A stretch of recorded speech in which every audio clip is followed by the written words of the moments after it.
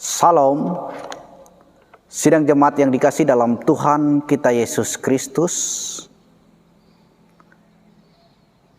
Nas khotbah atau perenungan kita pada saat ini diambil dari 2 Petrus 3 ayat 1 sampai yang ke-18 dengan perikop Hari Tuhan. Sebelum kita bersama-sama membaca mendengarkan firman Tuhan ini, kita bersatu hati dalam doa. Kita berdoa.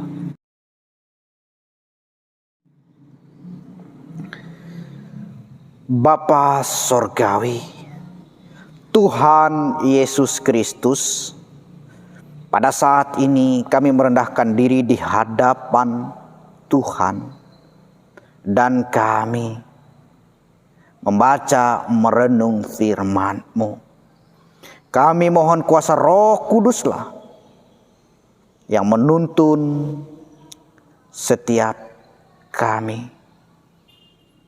Sehingga firman yang kami dengar, firman yang kami renung, memberkati kami. Pakailah hamba-Mu yang penuh dengan kekurangan ini Tuhan. Berkata-katalah melewati hamba-Mu ini Tuhan. Sehingga firman yang kami dengar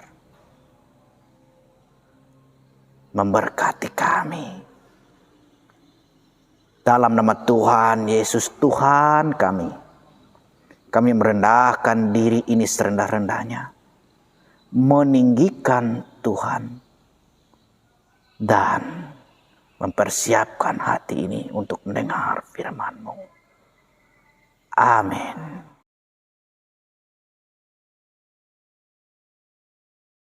Firman Tuhan untuk kita pada hari ini terdapat dalam 2 Petrus pasal 3 ayat 1 sampai 18.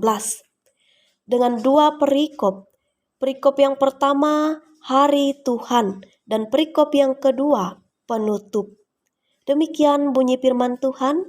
Saudara-saudara yang kekasih, ini sudah surat yang kedua yang kutulis kepadamu. Di dalam kedua surat itu aku berusaha menghidupkan pengertian yang murni oleh peringatan-peringatan, supaya kamu mengingat akan perkataan yang dahulu telah diucapkan oleh nabi-nabi kudus, dan mengingat akan perintah Tuhan dan juru selamat yang telah disampaikan oleh rasul-rasul-Mu kepadamu.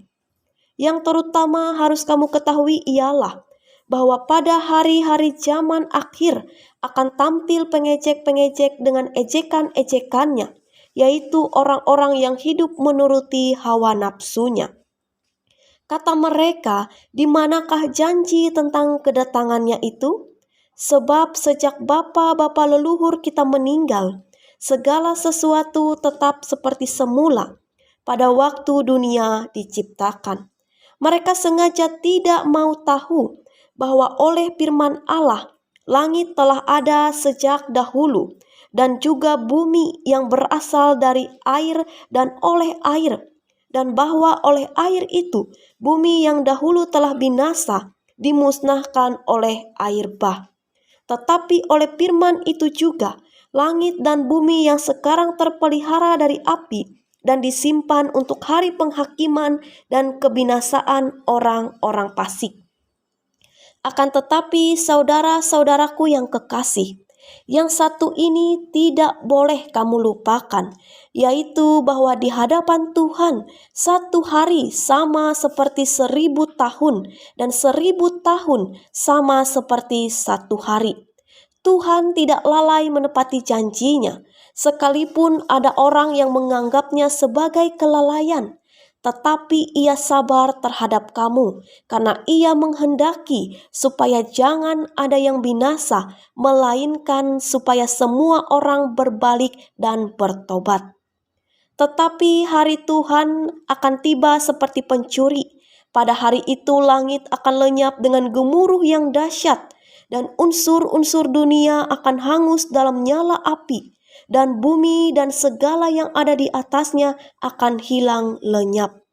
Jadi, jika segala sesuatu ini akan hancur secara demikian, betapa suci dan salehnya kamu harus hidup, yaitu kamu yang menantikan dan mempercepat kedatangan hari Allah.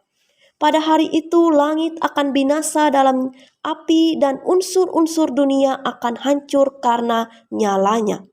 Tetapi sesuai dengan janjinya, kita menantikan langit yang baru dan bumi yang baru, di mana terdapat kebenaran. Sebab itu saudara-saudaraku yang kekasih, sambil menantikan semuanya ini, kamu harus berusaha supaya kamu kedapatan tak bercacat dan tak bernoda di hadapannya dalam perdamaian dengan Dia. Anggaplah kesabaran Tuhan kita sebagai kesempatan bagimu untuk beroleh selamat. Seperti juga Paulus, saudara kita yang kekasih, telah menulis kepadamu menurut hikmat yang dikaruniakan kepadanya.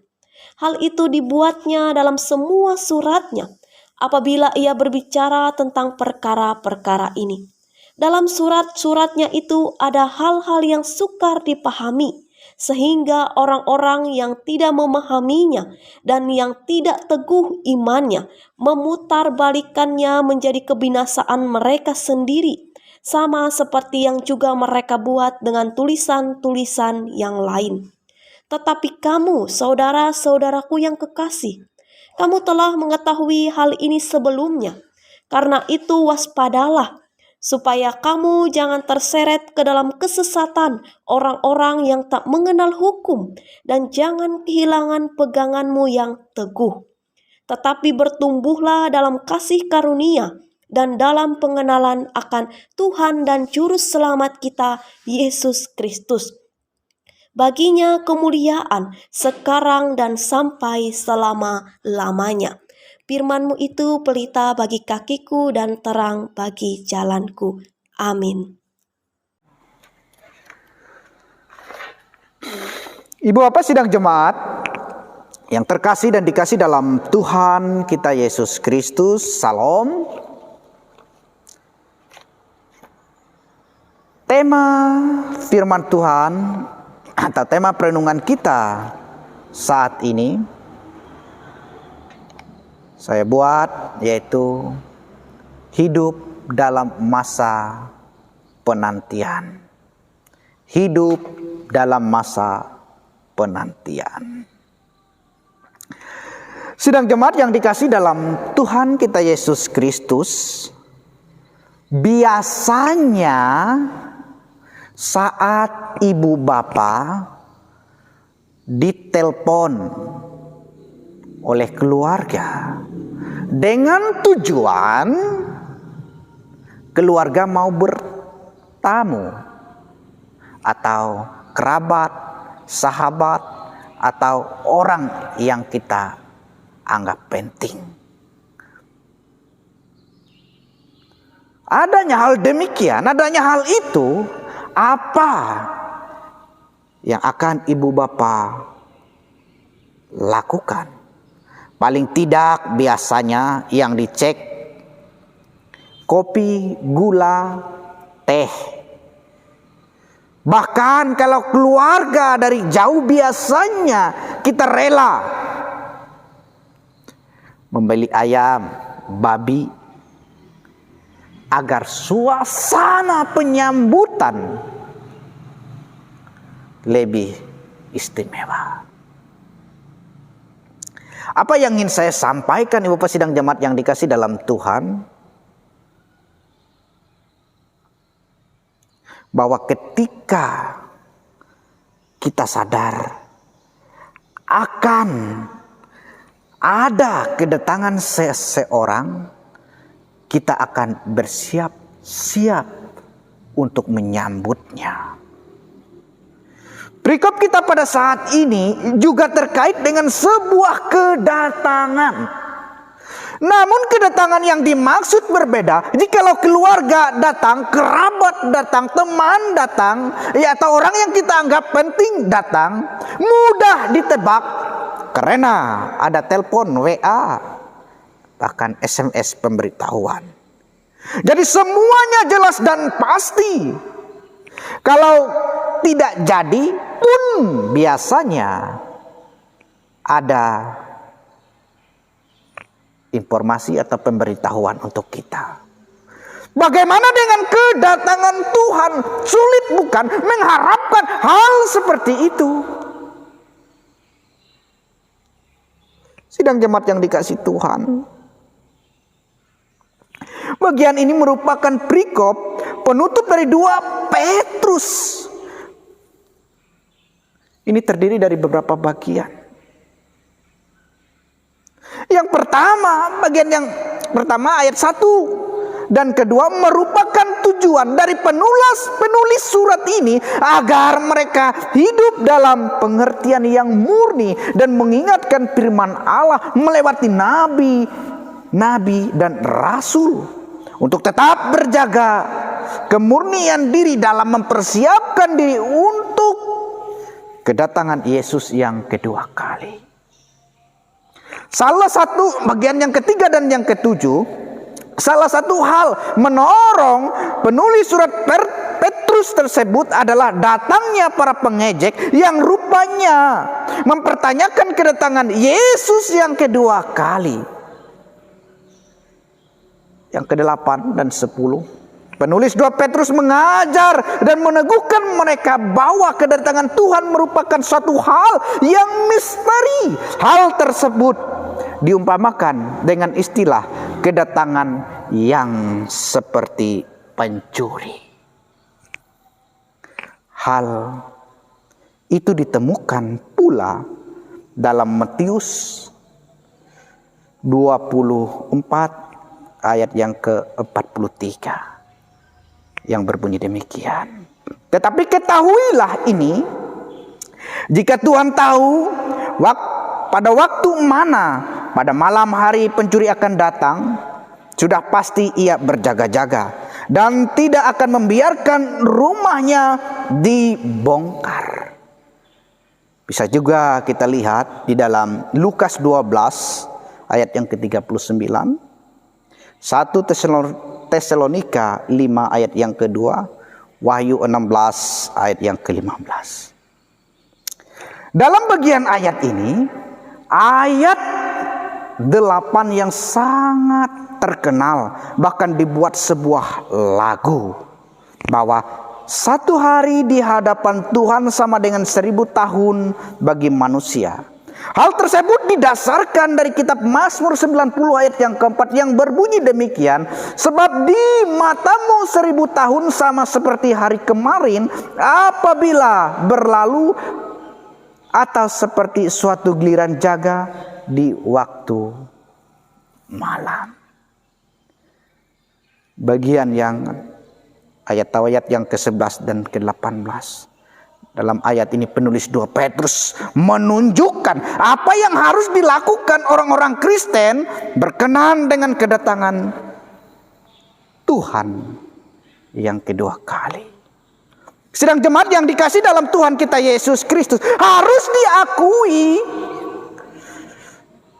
bahwa menebak dengan pasti terkait akhir zaman memang sulit. Kalau kita bayangkan sejak kematian Tuhan Yesus kira-kira tahun 33 Masehi dan sekarang tahun 2021, sangat jauh bukan perbedaannya. Ada kurang lebih 2018 tahun lebih jaraknya. Akan tetapi pertanyaannya, apakah hal tersebut melunturkan iman kita? Penulis 2 Petrus mengatakan bahwa 1000 tahun sama dengan satu hari di hadapan Tuhan. Artinya baru kurang lebih 2 hari kalau kita hitung dengan itu. Namun yang terpenting bukan terkait kapan waktu tersebut terjadi. Yang terpenting bagaimana kesiapan diri kita menanti zaman akhir tersebut atau kedatangan Tuhan.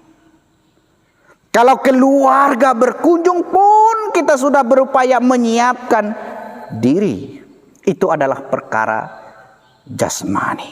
Ini adalah perkara rohani yang harus lebih baik dari itu. Bapak sidang jemaat yang dikasih Tuhan. Untuk itu, berapa pesan dari 2 Petrus 3 ayat 1 sampai 18 ini yang ingin saya sampaikan untuk kita pada kesempatan ini. Bagian yang pertama, kalau kedatangan Tuhan belum terjadi, hal tersebut artinya kita diminta untuk tetap menjaga hidup suci dan saleh. Agar ketika Yesus datang, kita didapati sebagai orang-orang yang tak bercacat celah, tak bernoda, dan hidup damai dengan Allah, tidak berdosa dan tidak melawan Allah. Yang kedua, kedatangan Tuhan yang belum terjadi merupakan kesabaran Allah agar kita bertobat dan memperbaiki diri. Hal tersebut menjadikan kesempatan bagi kita untuk memperbaiki diri dan hidup dengan lebih baik. Yang ketiga, oleh sebab itu akhirnya sebagai orang-orang yang percaya, yang memahami semua ini dari firman Allah yang tertulis di dalam 2 Petrus 3 ayat 1 sampai yang ke-18 ini, maka marilah kita waspada dan hidup bertumbuh dalam kasih karunia pengenalan akan Allah semakin mendalam. Itu adalah tanda kita sudah mempersiapkan diri dalam masa penantian akan kedatangan Tuhan kita Yesus Kristus. Tuhan memberkati kita. Amin untuk firman Tuhan. Kita berdoa.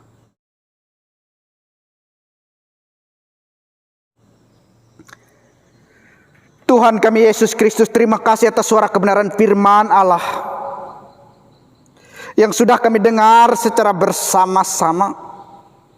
Biar melewati firman Tuhan yang kami dengar, mengajarkan kami ketika kami hidup di dunia ini, kami hidup dengan bijaksana, yaitu melakukan kehendak Allah dalam hidup kami. Karena ketika kami melakukan kehendak Allah, takut akan Tuhan, maka Tuhan ada di dalam kami, Tuhan melindungi kami. Allah yang kami sembah dalam Yesus Kristus Tuhan kami. Biarlah firman yang kami dengar secara bersama-sama ini memberkati setiap kami, mengubah hidup kami, yaitu seluruh kami jemaat-Mu yang mendengarkannya pada saat ini. Diberkatilah setiap kami Tuhan. Begitu pula hidup dan kehidupan kami. Tidak ada yang tersembunyi di hadapan Tuhan. Oleh sebab itu Tuhan, berikan kami kesehatan, kekuatan, damai, sejahtera. Tuhan melindungi, Tuhan menjaga kami. Tuhan memberkati setiap pekerjaan usaha kami. Dalam nama-Mu kami serahkan semuanya ya Allah. Tuhan yang kami sembah dalam Yesus Kristus, kami berdoa bagi bangsa dan negara kami. Tuhan melihat keadaan yang terjadi pada saat ini. Tuhan yang kami sembah, biarlah campur tangan-Mu terlibat di dalamnya. Terlebih pada kesempatan ini, kami menghadap bencana, yaitu virus corona. Allah yang kami sembah dalam Yesus Kristus Tuhan kami. Kami yakin dan percaya, sebagaimana firman Tuhan, segala sesuatu ada waktunya, ada masanya. Begitu pula dengan virus ini Tuhan, ada waktu, ada masanya. Namun hal itu kami tidak tahu kapan waktunya akan berakhir. Tapi dengan keyakinan iman kami meyakini bahwa Tuhan berkuasa dari itu. Oleh sebab itu Tuhan, dengan kerendahan hati kami serahkan hidup ini ke dalam tangan-Mu. Begitu pula kami memohon, biar campur tangan-Mu yang membantu para pemimpin kami, para medis, para dokter, untuk menangani virus ini dengan baik. Kehendak-Mu jadi atasnya Tuhan, karena kehendak-Mu indah. Begitu pula bagi para pemimpin kami tingkat atas, tingkat bawah, Tuhan memberkati, Tuhan pakai. Tuhan berikan mereka hati yang bijaksana, agar memimpin kami penuh dengan bijaksana, penuh dengan hikmat, dan mengandalkan Tuhan dalam setiap proses yang mereka lakukan. Diberkatilah mereka Tuhan. Allah yang kami sembah dalam Yesus Tuhan kami. Kami juga berdoa bagi gereja kami. Allah yang kami sembah dalam Yesus Kristus, dimanapun gereja Tuhan yang menyuarakan kebenaran firman Allah. Allah lah yang kepala gereja, yaitu Tuhan Yesus Kristus. Tolong Tuhan memberkati setiap proses pelayanan yang dilakukan di dalamnya, agar berjalan dengan baik, sempurna itu oleh Tuhan.